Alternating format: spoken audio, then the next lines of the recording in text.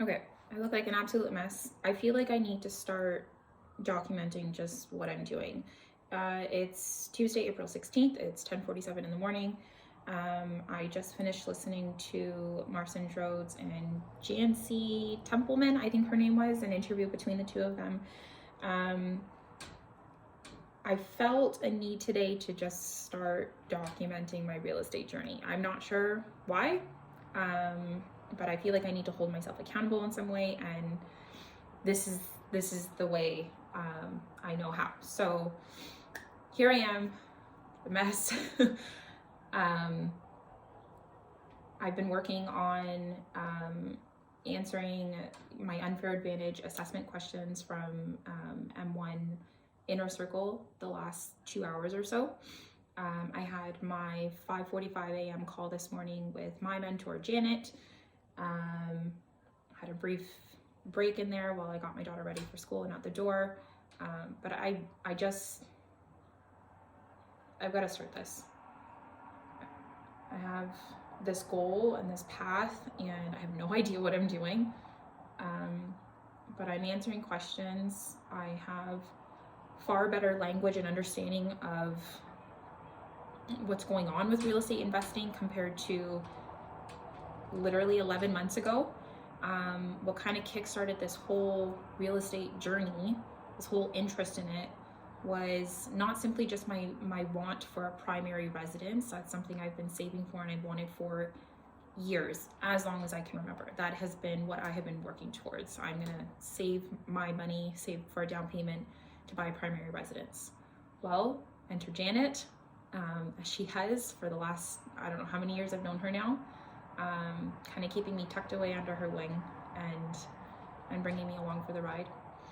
She asked me last year if I would be interested in going to the multifamily conference hosted by Seth Ferguson in Toronto at the Toronto Convention Center, and on a whim. I don't think I had $300 honestly to spend at the time, but I bought the ticket, and it was the most eye-opening event I think that I've experienced in a long time. And the energy in the room was large. The like-minded people, the motivated people, the literal millionaires that I was surrounded around. It's just one thing I look back at with so much fondness. So I'll be going again this year. It's April, May, it's next month. So I'm coming up on 1 year of learning about multifamily investing and real estate.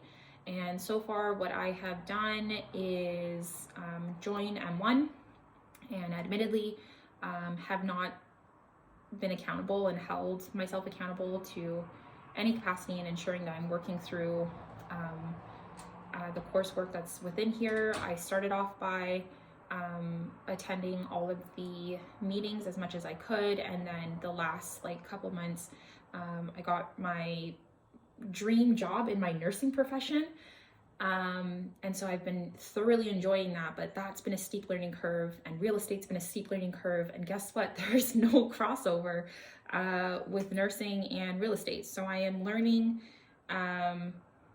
two very, what feels like heavy topics right now, and my passion lies within finance and real estate, but I also have so much joy being in nursing still.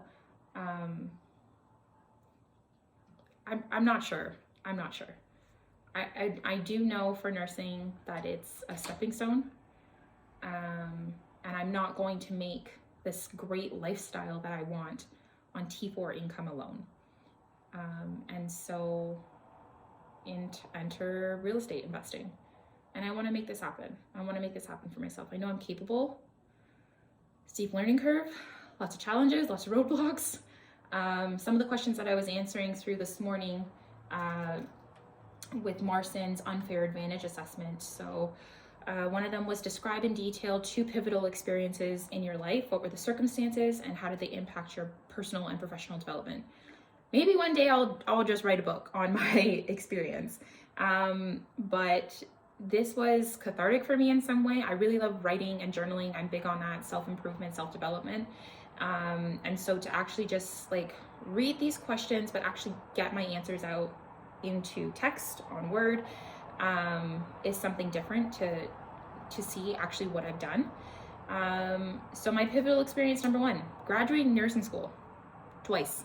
I did the RPN program, I've done the RN program. I am actively in a master's right now, deciding what I should do with that, if I should continue or not.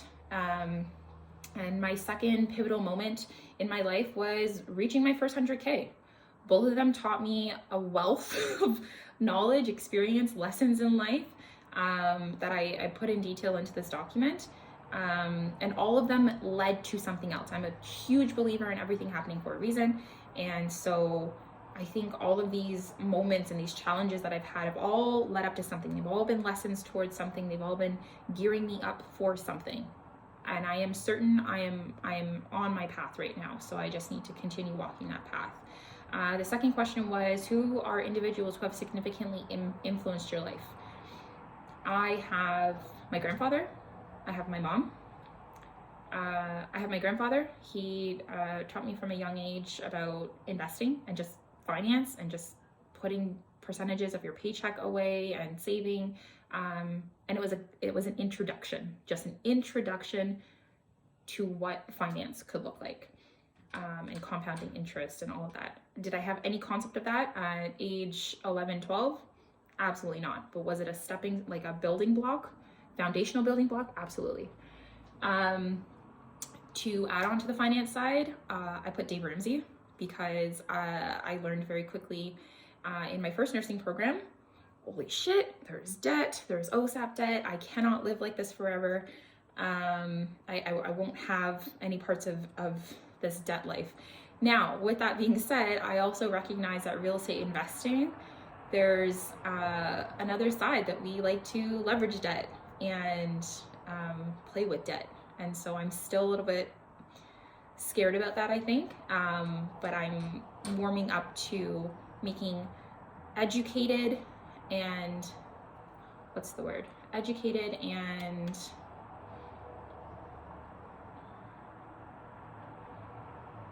I guess just educated choices. As best that I possibly can. It looks like I'm not wearing anything. I have a shirt on. What else? So I put my mom in here for resiliency. Resiliency. If there's one thing she's taught me is to get back after you fall. 1,000 times over. 1,000 times over. Janet's on there. Janet took a chance on me a couple years ago. More than a couple years ago at this point. She continues to take a chance on me. She continues to bring me along for the ride. She continues to see something in me that I'm still questioning sometimes that if I see in myself. But she does. And God. I put God on there. That's been new for me. He's been with me the whole time, even in the moments where I abandoned him. So, I don't know why I'm crying. This is like a real estate thing. But those were people that have, individuals who have influenced my life in some significant way. So those are the ones I just wrote down in the moment. Question 3 was, describe the most significant challenges you faced in your life. What were the circumstances? Why were these challenges significant to you? What strategies and approaches did you use to overcome these challenges? Reflect on the success and the setbacks. So I have a whole list of challenges. Maybe I'll insert them all here. Let's just start off with, though, is being a young single mother. I put on here lots of different social determinants of health. If you're in the healthcare space at all, which I'm not sure why you'd be watching this, if it doesn't matter. Social determinants of health. So look that up. All of that impacts me. I sit on the wrong sides of that. An overall disrupted childhood, car accident, abuse from relationships, custody battle, nursing school. Nursing school was a challenge. Nursing school was a freaking challenge. Learning about financial literacy, huge challenge. Breaking some cycles, challenge. And then right now, actively, this is an active challenge in my life right now, figuring out my real estate investment strategy, figuring out what my next steps are in real estate. Just number 4 was describe in detail your top 3 professional achievements outside of real estate. What were these achievements? What did they entail? What skills did you develop through these achievements? And how have these skills contributed to my real estate investing? So I put nursing school. Again, I've graduated 2 programs, one with honors and one through COVID. I'm currently in my master's right now. These are all huge achievements to me that I did not, in the moment, in the time, did not think I was actually gonna make it through. So I'm here. I'm sitting here on the other side now. I'm doing my master's because I can, not because I have to at this point. I could very comfortably sit back and live off an RN salary and just live life. The second one was becoming a nurse educator. I'm just reading off what I wrote. I can confidently and proudly say I work for the same college that I graduated from. I got the job before actually completing my master's. Part of me completing my master's was so I could get into this job. So the fact that I am in it before actually completing this like third and big continued education degree, amazing. And then travel nursing. I did a provincial, like an interprovincial contract. I did a nursing contract out of province last summer for the first time, and the lessons, the life experiences that came out of that, I think things just fell into place. I don't know how I landed on these things. Things just kept coming up and happening, and I rolled with it. I went with it. Took chances, terrified, scared out of my life, went with it. And all of them have taught me so many different things. So I'll list off some of the skills that I've learned from all of these professional developments. So I have hard work, proven perseverance, critical thinking, asking for help, financial management, research, self-directed learning, discipline, nursing school. Through being a nurse educator, public speaking, huge fear. Although I have done many of YouTube videos in the past, speaking physically in person, in public, never been my forte. I can confidently say, mostly confident, I would say like 95%. Competence creates confidence is what I put. Marcin said that a long time ago, and that stuck with me, I think from the multifamily conference actually, and it's just stuck with me. And yeah, I'm confident in what I'm speaking about when it comes to nursing because I worked for so many years on developing that language and the knowledge set that comes with it and the application and practice of all of these skills. So I can confidently speak on them with public speaking. I really forced myself out of my comfort zone with that one. Professional language, demeanor, confidence, and facilitation. So all through my nursing educating job right now, and I'm still developing all these skills right now. Travel nursing, emotional regulation, leadership. I got to be in a charge nurse position in a completely brand new environment. Gained a sense of a higher level of responsibility. More confidence was gained through that, and advocacy not only for myself but for my patients. There was things that were happening. So I really learned to speak up a lot better. I'm still like proper language and choice of words is how to articulate myself is still a work in progress. But that contract definitely taught me a lot. So every single professional achievement has come with a developed or increased ability in insert skill here.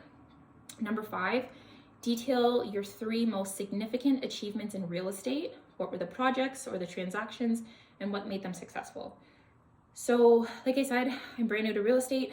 My investment journey is just beginning. Like I'm still digging the trenches for the foundation. But it's okay. So here's the 3 that I did put that are significant achievements in my real estate journey thus far. First one, attending multifamily conference last year. I already explained, eye-opening experience for me. Second one, and through that multifamily conference, actually, I had gone out of my way to speak to Marcin right after he came off stage. I beelined over to him, and a conversation didn't go so great, actually. But I was still gravitated towards him, his message, and the confidence that he has in what he's talking about. And so I just gravitated towards him. What that meant was that I ended up getting free tickets to attend another like conference work type shop thing that he had a couple weeks after the multifamily conference. And then through that, and with Janet, we signed up to be members of M1. And that was a nice hefty, like 8-10 grand Canadian check that I handed over to non-conventional education. All I've known is institutional education to this point. So I took a big chance on myself. And so this is another reason why I need to make something happen with this. Otherwise, it's just, I threw away money, thousands of dollars, and I'm not doing that. So I need to make something come of this. So the second one for significant achievement is not only attending the multifamily conference, which was the first one, but then the introduction to Marcin, and then attending Boots on the Ground in Texas, which is like an event that Marcin held for 144 unit, $11.1 million deal that he closed on in Pasadena in Texas. And so to be on the ground and like witness all the things that are possible, things that I genuinely could be capable of doing in some capacity one day, huge eye-opening, learning about networking. And then the last one is, again, continuing to learn about real estate investing. So this, again, all a work in progress. So I guess I will take you along for the ride of that. Question number 6 is the last one that I answered for today. And I think I'm gonna stop the video here. Maybe I just upload this all as one big clip on YouTube. Terrifying because of how I look right now, but we're just gonna go with it. What specific experiences or insights led to the development of your real estate investment strategy? What is influenced by was it influenced by market trends, personal experiences, mentorship in real estate, or economic factors? So I first sentence I put in here is I don't think I can like fully answer this question right now. I have somewhat of a strategy in place of like where I'd like to see myself go. As to what comes of that, I'm not sure. So I'm actively in the process right now of figuring out what my next step is. And so right now I've filed my taxes for this year, for the 23 year, sorry. And I have a meeting with a mortgage broker connected to me through Janet on Friday. And I'm gonna take that as my first step and see kind of where I can go. I have the capability right now as a first-time home buyer to put 5% down on a property, whether I house hack, whether I buy a multifamily unit and live in it, or do I buy it under a corporation and make that a separate entity and just like make the multifamily property a company, like a business on its own. All questions I'm thinking about right now. I've looked into investing in the East Coast and Alberta for more favorable tenant laws. And then I've also looked into student housing options within Ontario, although the Landlord Tenant Board does not necessarily, it does not favor landlords here in Ontario. All options, we'll see where I go, I'm not sure. But what am I doing to, basically the last part of the question is, how do you stay informed and adapt to changing real estate trends and market conditions? I cannot explain to you enough how much of a steep learning curve I am experiencing actively right now. But I will say in February, so 2 months ago, I attended a little real estate meeting, like meetup, and there was a couple there and they had questions about what the guest speaker was talking about. and some of the conversations that were being held within the vicinity where we were standing, I felt confidence because I was actually able to answer the questions and like know what I was talking about. I knew what I was talking about, and that was a good feeling. And so if that is only like less than a year after starting this whole journey and not being as consistent as I could have been, I can only imagine where I'm going to go from here. And so I cannot stress this enough, the amount of podcasts, YouTube, books, networking, experiences, like events that I try to keep up to date with on a regular basis. And then now I need to make sure that I actually take advantage of using this M1 platform, because I have an in the inner circle right now until August or September of this year. And so if I don't do anything with that, then what did I spend my money on? I'm so grateful for the people that I've met so far in terms of networking. I definitely need to do a lot better of a job in terms of networking. In general, I tend to be a pretty introverted person, isolate a little bit. I prefer to work on my own and like not speak up as much, which that's not this business. This business is all about relationships, talking, and getting to know the person. Do you know, like, and trust them? And so if I can't be a person that someone know, likes, and trusts, I'm not going to get very far. So I'm working on that right now as well. So strategy is lots of research. And also I decided as of this morning, 100 deals. I need to underwrite 100 deals. So that means reaching out to realtors, getting numbers, running them through whatever matrix that I have. I have one presented from M1. And there's a few other different matrices that I can use. But I need to understand the numbers that I'm looking at so that when I do come across my diamond in the rough investment, that I can jump on it and be confident in knowing what I'm doing, or taking the next step anyways. I'm sure I will make mistakes. I am looking forward to making a mistake, actually. Hopefully nothing too costly. But I'm looking forward to failing fast, but failing forward. So leave it at that. I've decided to start time blocking my day a little bit. We're gonna trial to see how that works. And so what that means right now is that it's just after 11 a.m. I've been at this real estate and self-improvement, self-development thing for the last couple hours this morning. I do need to actually pivot and start working on my day job right now, which is with the college. And so that's what I'm going to work on for the next couple hours. And then I will finish off the night, hopefully with some more market research on the places that I'm interested in looking at.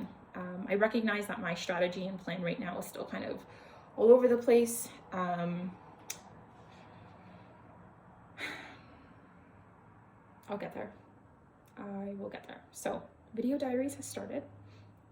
Dead plant. Video diaries have started. I want to be held accountable, and I want to be able to look back on these videos at some point to see how far I've come, because I know how far I've come even since last year attending the multifamily conference in terms of just understanding language and terms that are being used. Like if you would have asked me even this time last year, what is underwriting and due diligence? I don't know.